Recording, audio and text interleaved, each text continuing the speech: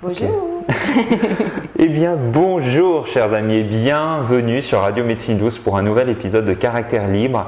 Et c'est très joyeux là pour moi en ce moment pour partager un petit peu mon état d'être parce que je suis absolument réjoui de vous présenter Emmanuel, comment tu Emma, hein? Emma Dupont. Voilà, Emma Dupont.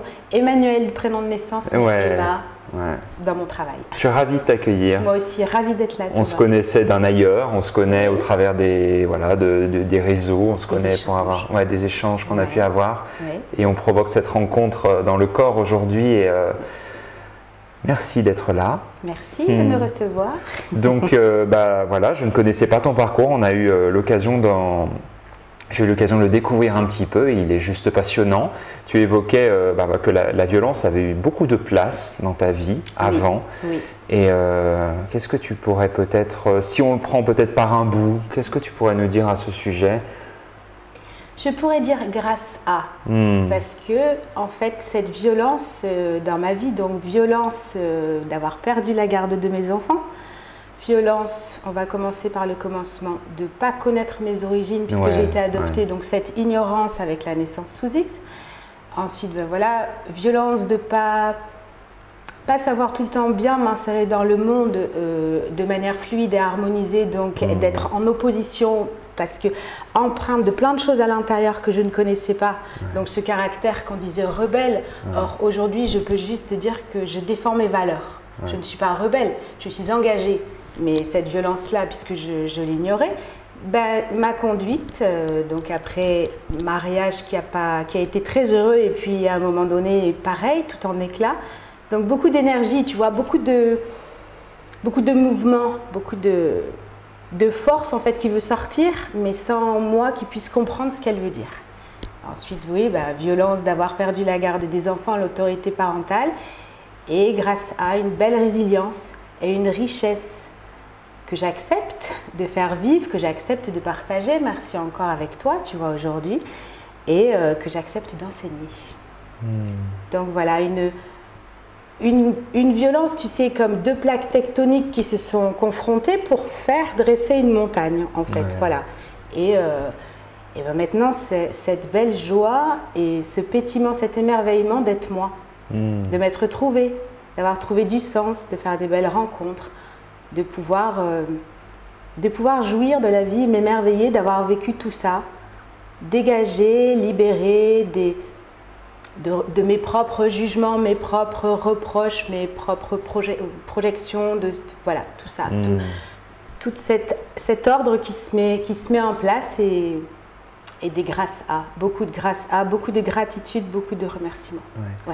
Alors il y a la méditation qui a beaucoup aidé pour toi grâce à une rencontre tout à fait improbable, à un moment dans ta vie où tu étais un peu jusqu'au boutiste et tout ça. Alors c'est quoi cette rencontre? Elle est complètement magique d'ailleurs. Alors cette rencontre, c'est un état de vie, un état d'esprit suite à une opération de la hernie discale, tu vois, où en fait j'étais la championne du monde du malheur, tu sais.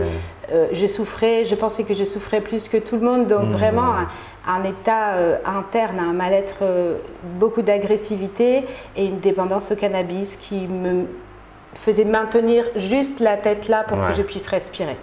Donc beaucoup d'ombre et je vais chez une amie qui est dans le même état que moi et on discute. Et puis au bout d'un moment, donc on dit beaucoup de mal. Et puis au bout d'un moment, elle me parle du bouddhisme, elle me sort une petite carte, elle me demande si je connais. J'avais déjà entendu parler en 1999, donc là cette rencontre on est en 2005. Et le miracle, comme tu dis, cette rencontre improbable, c'est qu'au moment, une super synchronicité où on est en train de parler de ça, la personne en question, l'ami en question qui lui avait donné cette carte sonne. Donc elle lui ouvre et cet ami me regarde et me demande est-ce que je vais bien. J'ai une résonance très agressive parce que peut-être je pressens, tu vois, quelque chose. Et en fait, je réponds, mais vraiment de manière très agressive. Et il ne se démonte absolument pas. Il arrive à englober tout ça. Et il me demande, est-ce que je crois en la méditation? Je lui réponds que vu ce que j'ai, mais toujours, tu sais, avec ce ton, acte 3, scène 5, oui, tu sais, moi, tu vois, avec cet ego, cette souffrance extraordinaire. Et du coup, je lui réponds qu'effectivement, si si jamais, grâce à sa méditation, je ne souffre plus, et je vais te dire ce qui se passait, j'avais une rupture suite à une opération du dos, une rupture du nerf sciatique. Ensuite, mes sphincters et ma vessie se sont relâchés, donc j'étais incontinente. C'est ce qui faisait que j'avais cet état de vie, tu vois, très animalier, très en colère. Ouais. Et donc, je lui dis, je souffre d'une pathologie, si grâce à ta méditation, elle s'en va, j'y croirai. Je croirai à ce que tu me proposes. Et il fait un geste de cœur, d'amour extraordinaire. Il prend son téléphone, il dit à son patron, il téléphone à son patron, il lui dit qu'il a besoin de poser une semaine de congé, et pour raison personnelle. Et il vient nous faire méditer à moi et mon ami 10 minutes tous les jours. Et au bout de 48 heures, je n'ai plus aucune fuite. Je peux me passer des couches. Donc je récupère, tu vois. Et c'est comme ça que je suis tombée en amour pour la méditation et j'ai dit j'arrêterai plus jamais. Et qu'est-ce qui s'est passé en toi? Tu arrives à te relier un petit peu à ce moment-là qui a pu se vivre sensoriellement, émotionnellement Alors je ne sais pas si ça t'est déjà arrivé, le fait de... Moi, vraiment, c'est ce qui se passe dans mon cœur. Il y a quelque chose qui fait mal, mais il y a toujours une petite flamme quand même. Et de temps en temps, cette petite flamme, elle te montre un peu de lumière. Donc, tu es très fort dans le noir, mais quand tu arrives à avoir un petit peu de lumière, tu vois, tu n'es pas complètement dans le noir. Et c'est comme si c'est une force supérieure à moi, tu vois, là qui est entrée à l'intérieur. J'avais besoin de dire quelque chose. Et au lieu enfin, j'étais sceptique. Au lieu de lui dire oui comme ça, j'ai voulu, tu vois, un deal, tu vois. Et en fait, ce deal, j'ai été guidée. C'est pas moi qui ai dit si je crois pas, mais j'ai voulu un miracle et je l'ai tellement appelé finalement parce que quand tu es désespéré, tu risques quoi? J'étais au bout du bout. Qu'est-ce qui pouvait m'arriver de plus, tu vois? Et ça, c'est un lâcher prise. J'ai lâché prise en fait. En disant cette phrase qui paraissait peut-être être incongrue, bon voilà, si j'ai mon miracle, tu sais, tu crois pas. Et en fait, c'est là où tu te rends compte que la vie est tellement belle que tu en as besoin, elle va te le donner. J'ai lâché prise. Le mental a arrêté cette stratégie de oui, comme ça. Et en fait, du coup, ça m'a donné une oxygénation extraordinaire. C'est comme si j'avais rajeuni de 20 ans. Tu sais, cet amoncellement, petit à petit, de sombre et encore sombre et encore sombre, et tu descends et tu descends et tu descends, et là d'un seul coup tu reviens dans le tout possible. Et avec la méditation, je suppose que tu vas pas me contredire, je sais qu'on partage cette passion, et du coup tous les jours je reprenais tu vois, du souffle, et comme on va aller s'abreuver quand on a soif, je me suis abreuvée. C'est vraiment le mot, quoi. Tu vois, 10 minutes par jour, il est venu une semaine et pendant 10 minutes tous les jours, pendant une semaine, je pouvais m'abreuver et j'ai repris de la force. J'ai repris de la force, vraiment. Donc tu t'es engagée dans cette voie bouddhique. Je suis engagée dans cette voie bouddhique, oui. Oui. J'y suis toujours. Elle a été un terrain d'entraînement parce que moi, j'avais comme grosse barrière le fait d'y aller, tu vois. Tout dans le mental, ce qui faisait que c'était bien de fumer, parce que comme ça, ça pose, tu vois. Et une grosse difficulté d'acter, vraiment de prendre le téléphone, de savoir la location de la salle, enfin tu vois, voilà, de poser les choses, de faire petit pas par petit pas. Et grâce à cette philosophie, à cet entraînement, à cette manière dont on est entraîné, puisqu'on est entraîné avec un principe de maître et disciple, donc tu as quelqu'un qui te suit, c'est un accompagnement, tu vois. Et grâce à cet accompagnement, donc en 2005, tout s'est transformé. Et je suis toujours sur le chemin de la transformation d'ailleurs, parce que je ne sais pas si toi tu envisages une fin, mais voilà, là, je suis sur mon chemin et sur mon évolution. Et ce qui a beaucoup changé ma vie, c'était d'oser donner des cours, de danse. Donc j'ai pu partir en Afrique apprendre la danse africaine. Après mon opération du dos, pareil, tout le monde me disait c'est un miracle. Et tu vois, ce côté à l'envers me plaisait de me défier. Moi, je suis allée au Burkina Faso, j'ai appris dans des familles de griots, c'était extraordinaire. Et ensuite, j'ai enseigné. Et c'est comme ça que je suis passée tout ce savoir, toute cette connaissance que j'avais à l'intérieur de moi, j'ai réussi à passer à la transmission. Je suis passée à la pleine conscience, en fait. Tu vois ? Dans mon parcours, donc là, on est sur 2005, l'opération du dos. 2006, je passe un concours, je décide d'être travailleur social. Tu vois, je sens j'ai cet appel, je peux aller accompagner, je peux aller aider, j'ai des choses à donner, j'ai guéri sur des choses, tu vois, je ne me sens plus anormale. Ouais. Donc je rentre dans cette filière me plaît, me fait en même temps réparer des blessures d'enfants, puisque j'avais mis 7 ans pour aller de la seconde à la terminale, donc sans bac, je suis obligée de prendre dans la petite voie d'humilité, ce qui ne m'a pas fait de mal non plus. Donc voilà, je passe un concours, je me rends compte que j'ai des choses à dire, je me rends compte que je passe des oraux, que les gens m'écoutent et qu'en plus ils aiment mes idées. Donc tu vois, c'est vraiment une renaissance par rapport à ça. Et ensuite, je pratique 3 ans un métier de TISF, de technicienne d'intervention sociale et familiale, spécialisée dans un accompagnement particulier au domicile, tu vois, donc comme un coach social, déjà, tu vois, j'étais sur le chemin. Ouais. Et au domicile, et c'est vrai que j'adore aller au domicile parce que pour moi, déjà à l'époque, je disais, je fais des voyages de vie à vie. J'avais l'impression, tu sais, de partager voilà, toutes ces vies, toutes ces pépites. Et ensuite, j'y mène mes pratiques artistiques comme outil. J'ai un peu de problème, je t'avouerai, avec l'administration parce que c'est vrai que je suis assez libre et que ben voilà, le travail social c'est très cadré, ça dépend d'un ministère et voilà, bon, ben c'est ainsi. Ça me pousse à pousser plus loin. Du coup, j'ai fait une VAE d'éducateur spécialisé. Là, je travaille principalement avec des femmes battues, des femmes issues de l'immigration avec des difficultés d'insertion. Donc là, la danse, beaucoup la méditation, mais beaucoup le corps. Et je travaille avec des personnes schizophrènes en hôpital psychiatrique à Cannes, au domicile de ces personnes qui sont réunies dans des domiciles, à l'hôpital psychiatrique de Cannes et à l'hôpital de jour. Voilà. Et en 2011, eh ben, je décide de faire seule. Là, la vie m'envoie le petit ébranlement, tu vois, la petite violence dont j'ai besoin en fait, parce que des fois, j'entendais pas, je tombe, je me casse le coccyx, je tombe dans une famille. Et c'est le médecin de la médecine du travail qui me dit « Madame, je ne vous mets pas apte.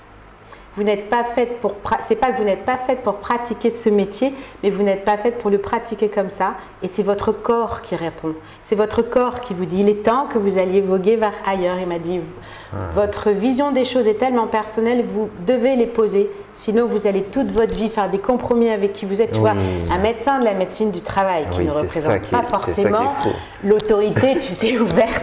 Et moi, je tombe sur le médecin. Le soi est partout. Hein. Voilà.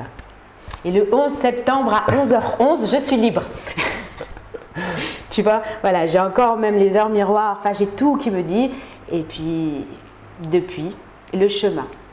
Donc voilà, ce chemin, mon chemin, tu vois, voilà, mon chemin, des rencontres, des apprentissages, des formations et des manières de pratiquer mon métier de plus en plus consciente. Mais vraiment de plus en plus consciente. Donc un bel équilibre entre le donner et le recevoir. Moi, c'est comme ça que je le vois. Tu vois, le donner, ce que je transmets, et le recevoir, là où je fais des rencontres et qui m'apprennent, tu vois, des maillons qui me manquaient, ou ils m'ouvrent une version, tu vois, de quelque chose. Pour l'instant, je ne le voyais pas comme ça. Donc, je suis partie du développement personnel que j'ai, moi, appelé croissance personnelle, parce que je pense, ça me parle mieux, tu vois, de pouvoir nous regarder, nous, comme des êtres en perpétuelle évolution et pas une fois fini de développer, stop, non, il n'y en a pas, pour moi, il n'y en a pas. Et cette sagesse, en fait, qu'on m'a expliqué plus tard, que le fait d'avoir transposé ma propre boue en or, d'avoir accepté de le faire, du coup, effectivement, je dégageais ces énergies et ces paroles de sagesse, malgré un parcours qui, si on le regarde d'une certaine perception, je peux concevoir que certaines personnes me disent qu'il soit chaotique, mais ça leur appartient. Bien sûr. Il est comme il doit être en fonction du plan que j'ai choisi. Il y a tout un parcours aussi avec tes origines qui se sont dévoilées assez tardivement. Et, où tu en es avec tout ça et qu'est-ce que tu peux nous partager aux auditeurs en tout cas? Alors voilà, oui, moi je ne savais pas. Donc j'ai été adoptée à 11 mois, famille traditionnelle française. Donc je suis née à Lille, 59, dans le nord de la France. Et puis, j'ai un frère et une sœur, mais on est réunis. On n'est pas frères et sœurs de sang. Ensuite, on a eu des Laotiens qui sont venus à la maison aussi pendant la période des Boat People, où là on a été famille d'accueil. Voilà, donc tu vois, cette générosité de cœur, ce brassage, on va dire ici dans le Midi, ce mesclin. Ouais. Tu vois, jamais, au grand jamais, mes parents nous ont parlé d'ethnies différentes. La race n'a pas été quelque chose. Moi, j'ai été élevée dans une innocence et une candeur par rapport à ça, formidable. Et dans le don de soi, puisque l'adoption représente ça. Ma maman, visiteuse elle visitait les malades en hôpitaux, tu vois, elle était bénévole dans des associations, donc ça a été quelque chose de très, très imprégné dans mon enfance. Mais je ne savais pas mes origines propres et j'éprouvais un conflit de loyauté d'aller faire les recherches par rapport à mes parents adoptifs. En 2005, tu vois, cette année 2005, oui, ça a été un grand tournant. J'ai un enfant, mon fils aîné qui a un grave accident de moto et perd un œil. Donc, il a eu, lui, sa période de mal-être. Et dans son mal-être, il exprime que sa maman ne connaissant pas ses origines, lui ne les connaît pas non plus, que ça lui pose un problème. Ayant étudié le travail social, je savais qu'il existait une commission qui s'appelle le CNAOP, la Commission nationale pour les obtentions des origines personnelles. Donc pour les personnes comme moi qui sont ignorantes de leurs origines, sachant que ça peut être un frein dans leur évolution. Donc je saisis la commission. J'ai d'ailleurs un gars qui s'occupe de mon dossier extraordinaire qui s'appelle Monsieur Rambaud. Je trouve rien que la symbolique, c'est fabuleux, tu vois. Et donc il enquête et donc la démarche a été faite de recevoir le dossier. Donc le dossier était à l'aide sociale à l'enfance de Lille, il est arrivé à Nice et là j'ai eu une bienveillance extraordinaire parce que j'ai été reçue 2 fois par un psychologue pour valider que donc j'avais 40 ans. C'était le 27 mai 2007, tu vois, j'avais 40 ans, je venais d'avoir 40 ans. Et j'ai vu mon dossier. Donc j'ai eu des révélations, parce que tu sais, tu fantasmes un peu, tu sais pas. Il y a eu beaucoup de projections sur mon arrivée, puisque je ne sachant pas, on me disait, tu ressembles à une antillaise, tu dois être de là, tu dois être de là. Enfin, tu vois, ça. Un peu comme, je ne sais pas si tu as vu le film The Lion, tu vois, mais ou l'Indien. Bon, dans ce film, c'est très très bien dit. Donc voilà, je découvre à 40 ans que je suis de maman belge, de papa congolais, que ma maman avait 20 ans quand je suis née, qu'elle était élève en filière d'assistante sociale et que mon papa avait 24 ans, donc originaire du Congo, RDC maintenant, l'ancien Zaïre, qu'il avait lui 24 ans et qu'il était en 4e année d'école de médecine. Et si tu veux, je trouve ça extraordinaire parce que moi finalement je suis une guérisseuse de l'âme, tu vois, d'être passée par ces parcours de travailleur social avec, tu vois, là encore une fois la vie me montre la beauté. Comment veux-tu que je te dise, mais quelle ingrate serais-je si je te disais que la vie n'était pas belle, c'est fantastique. Et j'ai eu un beau cadeau. Dans mes papiers étaient marqués, donc j'ai été adoptée à 11 mois, j'ignorais la tête que j'avais et surtout où est-ce que j'étais. Donc j'ai su où est-ce que j'étais entre 0 et 11 mois. J'ai été quelques mois dans une famille d'accueil en attente d'adoption. Le nom de cette famille d'accueil et son adresse étaient toujours là. Je te vois sourire. Tu sais ce que je vais dire. Voilà, exactement. Du coup, je suis rentrée à la maison. Merci Internet. Je me suis mise derrière mon ordinateur et là, tu ne peux pas savoir, mais il se passe quelque chose cellulairement à l'intérieur de toi. C'est formidable. Et je vois le même nom à juste 2 numéros d'intervalle. C'est la même adresse à part 2 numéros, tu vois. Donc, on est au mois de mai. Au mois d'août, je monte dans le nord voir mes enfants et qu'on puisse faire nos activités là-bas ensemble. Et mon fils aîné me dit, maman, appelle. Et puis je dis, demain, parce que quand même, tu sais, c'est bon, tu as envie, mais quand ça se rapproche, tu sais plus. J'appelle et je téléphone et je dis, bonjour, c'est Emmanuel. Et je reste bloquée parce que je ne sais plus quoi dire, tu vois. Et je lui dis, excusez-moi, je ne sais pas quoi dire. Et elle finit ma phrase. Elle me dit, vous êtes Emmanuel, une enfant qu'on a eue en famille d'accueil. Wow. Alors je lui dis, mais comment le savez-vous? Et elle me dit, on en a eu 7 et vous êtes la seule qui ne soit pas encore venue nous voir. Parce qu'ils avaient fait cette démarche consciente de laisser leur adresse au cas où plus tard dans le parcours de l'être humain, tu vois, il avait eu besoin de reconstruire son puzzle et voilà. Donc j'y suis allée avec mes enfants. J'ai été reçue, mais tu peux pas savoir, champagne, enfin, tu vois, voilà, champagne. On célèbre. Mais tu peux pas savoir, formidable. On m'a donné des photos, elle m'a parlé de moi. Enfin, c'était, voilà, c'est sublime. C'est, tu vois, il n'y a pas les mots, quoi. Mais oui, et puis ces premiers mois sur Terre, quoi, c'est quelque chose aussi, voilà, c'est rien dans l'existence et en même temps, quoi. ces premiers mois, ces premiers… C'est une matérialisation, tu sais, ouais. on pense des choses, je ne sais pas si des fois tu discutes de ça avec tes parents ou si les gens… Mais ça, moi j'ai vu toutes les lettres que mes parents ont écrites, tu sais, les enquêtes sociales, et ça, j'ai vu cet amour, cette persévérance, cette foi, tu vois, tout ce qu'on nous dit tout le temps, j'ai vu cette sortie de zone de confort, t'en veux une toi, mais c'est même pas une sortie de zone de confort, tu vois, ouais. Et j'ai vu ça, je l'ai lu, ils n'étaient pas là, c'était différent, et ensuite je l'ai vu chez des personnes, je les connais pas, ils me connaissent pas, en fait j'ai touché la puissance du cœur. Tu vois, moi, je suis constituée avec ça. Et d'ailleurs, si je ne le donne pas, je meurs. Tu vois, mon âme, elle s'étiole. C'est ce que je suis venue faire sur la terre. C'est pour ça que l'univers me donne autant de force. Tu vois, de pouvoir apprendre à faire de la danse africaine après une opération du dos. Tu vois, tous ces miracles, c'est ma mission. Ma mission de vie, c'est de pouvoir encourager par rapport à ça. Je ne suis absolument pas un être exceptionnel. Mais j'ai la force parce que mon rôle, c'est de la transmettre, tu vois. Et pareil, je vois des personnes danser, tu vois, je les vois s'ouvrir, je les vois s'émerveiller, je les vois chanter, je les vois se réconcilier. Comment est-ce qu'on peut dire que c'est pas merveilleux, quoi? Voilà, j'ai pu le vivre, on me l'a donné, c'est un cadeau et moi ce cadeau je veux te le donner, enfin à travers toi j'ai possibilité de le donner aux auditeurs, à travers la radio, ça voyagera ailleurs et voilà. Ouais. Merci papa, merci maman, j'ai tout en double, tu vois Thomas, je suis quelqu'un de très très très gâté, j'ai tout en double. Wow. Une origine pôle, tu vois, un pôle nord, un pôle sud. Si tu veux, quand j'étais petite, bon là c'était l'ego parce que c'est vrai que j'ai une construction de personnalité assez rude parce que je devais passer au travers de ça. Bah oui. Et heureusement tout ça après c'est refondu dans la masse. Attention, on n'enlève rien, on refond dans la masse. Et je dis merci. Je peux dire merci à tout ce que j'ai vécu derrière parce que là je ne serais pas devant toi et il n'y aurait pas… voilà, c'est parce qu'ici ça pétille de partout aussi, tu vois. Mais vraiment c'est ça, grâce à tout ça, et bien, tout mon rêve que nous sommes des frères et des sœurs humains, je le vis. Voilà.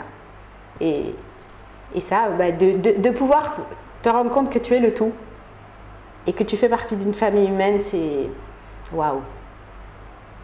Voilà. Moi, ça me met amoureuse. Ça me met amoureuse ça de la se vie. voit. Voilà, ça me met exactement. Ça me met amoureuse. Ça se sent aussi. Ça me met amoureuse de la vie, tu vois. Ça, voilà. Donc mais dans mon parcours, du coup, je peaufine, je polis cette structure, tu vois, mon œuvre, c'est mon œuvre, nous sommes, tu vois, nous. Ce qu'on laisse pour moi, ce qu'on laisse sur la terre, notre héritage, on laisse notre œuvre. Et attention, quand je dis notre œuvre, ça n'a rien à voir avec une célébrité affichée, tu vois. Nous laissons notre œuvre dans la qualité de vibration, dans la qualité de bonheur que nous avons ressenti à être là, tu vois, alors oui, parfois pour aller chercher l'odeur du parfum, il faut gravir des graviers, il faut marcher, il faut planter sous la chaleur et c'est pas toujours drôle sur l'instant, mais c'est pas fait pour être drôle, c'est fait pour être constructif et c'est toujours constructif parce qu'il n'y a rien sur la terre qui n'est pas constructif. C'est notre vision, tu vois. Moi, ces événements m'ont fait comprendre une sagesse, accepter d'avoir reçu autant, tu vois, de savoir comment le porter et d'arrêter de croire que j'étais anormale et j'étais championne du monde de détresse, tu vois, et de comprendre que voilà, notre vision spirituelle, nous pouvons l'amener dans cette perception plus douce, dans cette perception plus joyeuse, dans cette perception de complémentarité, de liberté d'être, tu vois, et de remerciement. Parce que pour moi, c'est vrai que le remerciement, c'est très très important, l'humilité. Alors Emma, est-ce que tu pourrais, juste une petite parenthèse, enfin qui sera oui que petite par rapport à ton parcours, mais sur la danse, parce que ça a quand même été la danse… Alors la danse, ça m'a sauvé la vie. Bah oui. Voilà. Alors qu'on te croyait, les médecins te disaient paralysée. En fait, je danse depuis, j'ai commencé à danser à 2 ans et demi. Là encore, tu vois, un parcours formidable, une hyperactivité et un caractère de chien. Je suppose que si mes parents étaient là, ils diraient mais elle était insupportable. Et je comprenais rien, j'étais jamais là où il fallait. Et le docteur disait à mes parents, beaucoup d'énergie, tu vois. peut dormir, mais pas enfant terrible, mais enfant qui a envie de sauter dans les arbres, qui a envie de courir, tu vois, qui a déjà plein de choses comme ça. Donc, pour canaliser mon énergie, le docteur a dit, mettez-la à la danse, donc expression corporelle, tu vois. Et finalement, ça a été mon doudou. En fait, ça a été dès que je danse, je suis ailleurs. Après, j'ai eu le chant, la musique et le chant, mais la danse, tu vois. Ça a été ma manière de connecter avec quelque chose de plus grand. Donc un corps qui a une hernie discale, enfin une double scoliose, tassement des vertèbres, la gymnastique, enfin un coquille en plate, corset, enfin voilà. Mais j'ai compris mon corps, tu vois. Ces bobos ont fait que je savais une posture, tu vois, j'ai des kinés, du massage, tu vois. Donc finalement, petit à petit, tout un apprentissage comme ça, qu'est-ce qu'un corps et une écoute des messages. En parallèle aussi, assez de thérapie orale, ce qui fait que ça m'a aussi pas mal aidé. Et maintenant, tu vois, une fluidité d'expression est quelque chose que je transmets aussi. Et puis, 2002, la perte de l'autorité parentale et des enfants. Et là, comprenant rien et en même temps, non mais c'est impossible quoi. C'est pas possible, t'es pas débile. Tu vois, la petite flamme, toujours cette petite flamme qui de temps en temps vient me dire des choses. Donc, comment faire, où aller? Et en 1995, je suis allée en Afrique pour la première fois grâce au ski nautique parce que je ne savais pas d'où je venais. Donc en fait, j'aurais pu aller partout. J'étais allée aux Antilles et c'était super sympa. Et avec mon ex-mari, on aimait beaucoup le ski nautique. Le sport a toujours été quelque chose qui me plaisait beaucoup. Donc je vais en Côte d'Ivoire parce qu'il y a une lagune et des conditions optimisées, tu vois. Et je vois donc un spectacle de danse africaine. Là, je suis tombée, mais c'est plus qu'en transe, quoi. Tu vois tout l'intérieur. Bah oui. Connaissais. Ouais, tu vois la reconnaissance. Donc j'ai dit, je veux faire ça. Et là, mon ex-mari me dit, mais il faut être né là-bas. T'es pas là-bas. Toi, t'es comme une fausse, tu sais. Et j'ai dit, non, je vais faire ça. Donc 90, tu vois, 95, 2005. Donc un rapport au temps qui finalement, le temps travaille toujours pour nous. Tu vois, une semence en 95. Là, j'insiste pour les auditeurs qui parfois, je sais que le temps en France, oui. Le temps travaille pour nous. Arrosez votre graine et voilà. Donc, j'arrive dans le Midi en 1998, donc de Lille, je passe à Nice. J'arrive du coup pôle nord dans au pôle sud. Exactement. Tu sais, je m'appelle Dupont, tu vois, je fais le pont. Ça aussi, c'est rigolo. Et j'arrive dans cet univers méditerranéen où je découvre une multiculture qui s'exprime de manière différente. Tu vois. Bon, maintenant, on ne se rend pas compte, mais le monde est beaucoup plus vraiment harmonisé par rapport à ça. Mais en 1998, la culture du Nord et la culture du Sud étaient beaucoup encore éloignées et il y avait des choses que nous trouvions dans le Midi que nous ne trouvions pas dans le Nord. Donc, je découvre. Alors voilà, je découvre l'appel du djembé, etc. Et j'ai pas possibilité de le pratiquer tout de suite. Et c'est le fait d'avoir été immobilisé, d'avoir dû tout recommencer. Thomas, tout. Opérer L5S1, c'est vraiment en plus sympa parce que tu vois, c'est là. Hein. Debout, t'es pas bien, tu peux pas t'asseoir et allongé, t'es pas bien. Donc là, tu vois, tu vas chercher. Et grâce en fait à aussi cette connaissance de mon corps, mes cellules savent que dès que je commence à groover, en fait, il va se passer quelque chose de différent. Donc, c'est comme un peu en méditation, tu vois, plus la méditation, et bien finalement, il y a quelque chose la flamme est montée de plus en plus. J'arrivais à marcher, je mettais 4 heures pour aller à la piscine, à pied, et j'arrivais à aller à la piscine tous les jours. Ça, j'arrivais à le faire. Et me demander pourquoi, je ne sais pas, mais j'avais envie de me dépasser comme ça. Alors, petit à petit, tu sais, comme ça. J'arrivais à la piscine et je rencontre une maître nageuse qui veut me parler. Je ne veux pas parler. Je veux pas parler. Mais elle me dit des choses et puis elle me donne avec une telle bienveillance, tu vois, elle comprend. Comme avec mon ami quand il me parlait du bouddhisme, il se passe quelque chose de beau, de magique. La rencontre. Voilà, la rencontre. Et elle me parle du coup d'une professeure de danse qui a bonne réputation et qui a une association. Et cette professeure de danse, moi, j'avais trouvé sur Internet. Mais en fait, c'était par rapport à un autre organisme et les tarifs n'étaient pas adaptés.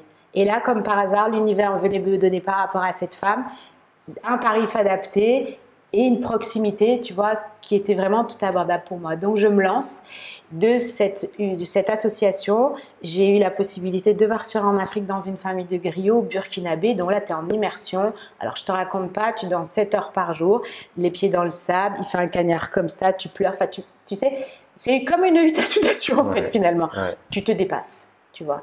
Et je l'ai fait, et j'y suis allée 1 an, et j'y suis allée 2 ans. Ça change de l'île, hein.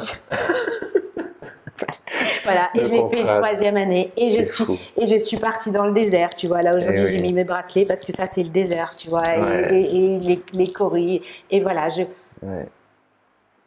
fais mon histoire. Tu sais, des fois, je me dis, c'est comme un peu, je suis une étoile et je suis guidée et j'y vais. C'est comme ça que j'ai choisi de vivre cette vie-là, c'est comme ça que ça m'émerveille, c'est comme ça que j'éprouve de la joie d'être, tu vois, de faire ces voyages de vie à vie, de retrouver ma famille. Parce que finalement, c'est ça, je retrouve ma famille un peu partout. Et dans mon cœur, c'est pas que je n'ai pas envie de retrouver ma famille biologique, mais je sais que le jour où je vais les retrouver, si je dois les retrouver dans cette vie-ci, ce sera pour quelque chose de merveilleux, mais pas du tout quelque chose qui va tirailler qui que ce soit. Pas du tout. De toute façon, je communique avec eux tous les jours. Ils sont là, ils sont à travers moi, tu vois.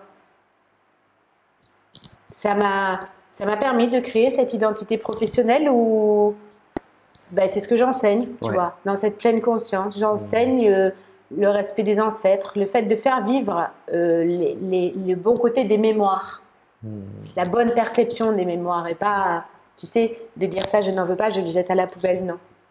De refaire notre trésor, de manière illimitée. Voilà. C'est magnifique. Ouais.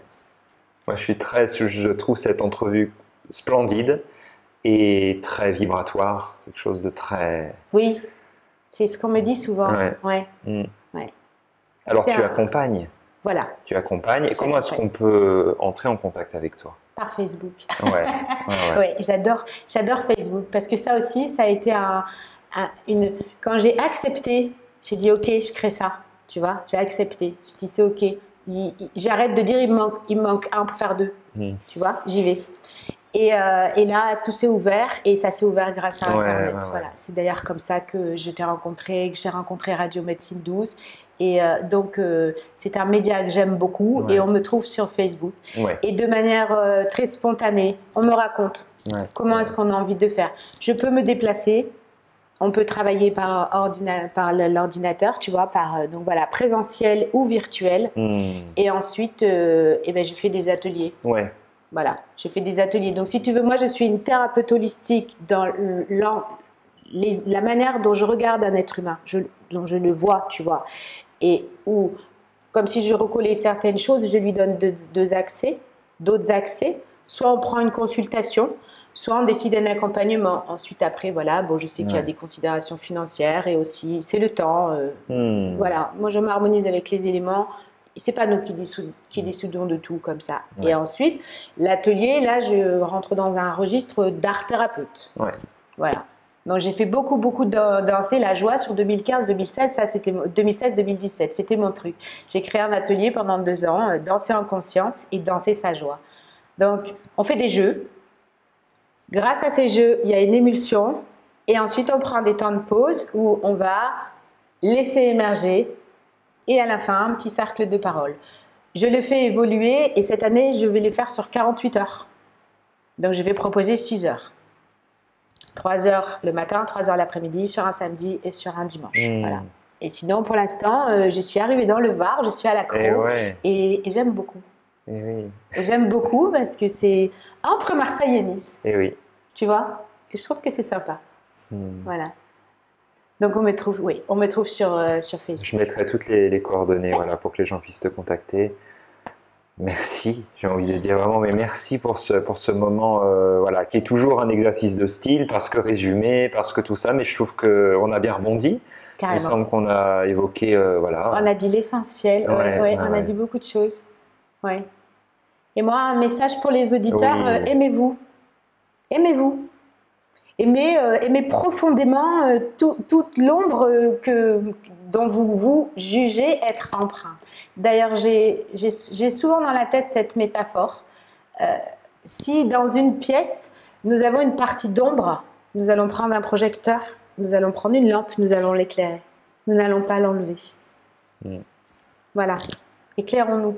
Ouais. Éclairons-nous. Et ayons à cœur, vivons cette expérience, mais qui est sublissime, il n'y a pas de mots, d'être l'être humain du nouveau monde, de l'incarner, il existe déjà, et devenons des divins humains.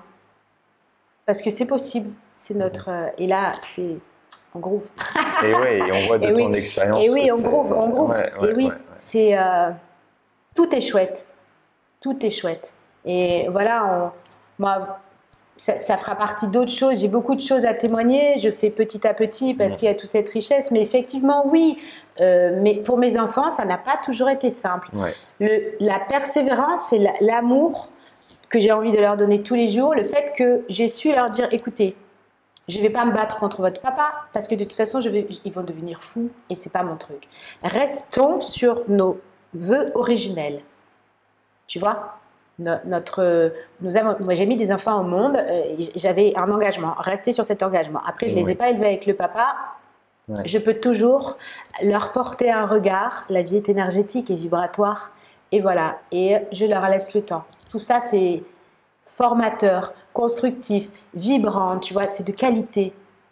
Osons donner et réclamer aussi de temps en temps, parce que, attention aussi, il y a ça, la qualité que nous incarnons. Nous sommes des êtres de qualité, nous n'avons absolument pas à vivre dans un marasme surdimensionné, non. Et ça, c'est nous qui le créons. Ensuite, on va inspirer, tu vois. Et comme toi, ton parcours et des parcours de toutes les personnes que tu rencontres, que ça ne s'arrête pas. Oui, merci fait partie de cette belle boucle. Merci à nous. Et à bientôt, chers auditeurs, pour une nouvelle rencontre. Merci encore. Merci, à bientôt.